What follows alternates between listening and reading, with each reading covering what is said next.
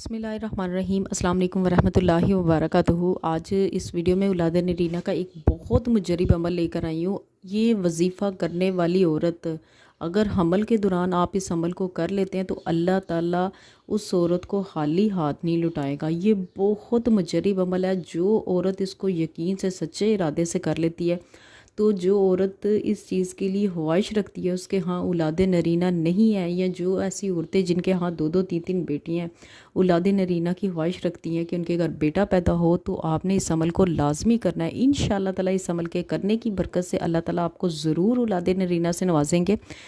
इस वजीफ़े को आपने किस तरह करना है और कब करना है, इसको बताने से पहले आपसे रिक्वेस्ट है कि अगर आपने मेरा चैनल नहीं सब्सक्राइब किया, इसे लाजमी से जाकर सब्सक्राइब कर दीजिएगा। साथ बेल आइकन का निशान भी ऐसे भी ज़रूर प्रेस कर दीजिएगा ताकि मेरी आने वाली कोई भी वीडियो उसका नोटिफिकेशन आप तक आसानी से पहुंच सके। बढ़ते हैं आज की अपनी वीडियो की जानिब।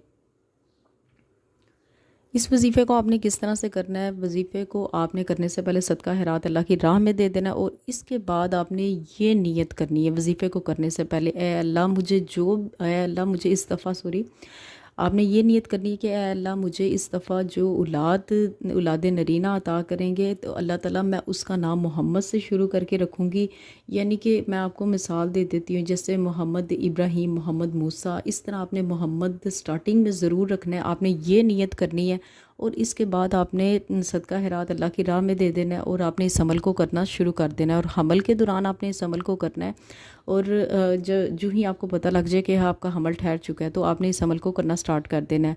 अभी जो आपको स्क्रीन पर ये आयत दिखाई दे रही है, बिस्मिल्लाहिर्रहमानिर्रहीम रब्बी ला तज़रनी फ़र्दन व अंता खैरुल वारिसीन, इस आयत को आपने यकीन करें कोई भी ऐसी औरत है अगर इसको हमल की स्टार्टिंग में पढ़ना शुरू कर देती है तो अल्लाह ताला उसको औलाद नरीना से ज़रूर नवाजते हैं। और जो औरत अभी तक परेशान है उसके हाँ औलाद नहीं है, तो आप इस आयत को पढ़ें और आपने इसको उठते बैठते चलते फिरते पढ़ना है। और इसको पढ़ने के बाद जब आप थक जाएं तो आपने अल्लाह से दुआ कर लेनी है, और आपने इस आयत को 9 माह तक पढ़ते रहना है। इसमें कोई नहीं कि इतनी तादाद में आपने पढ़ना, इतना पढ़ना है।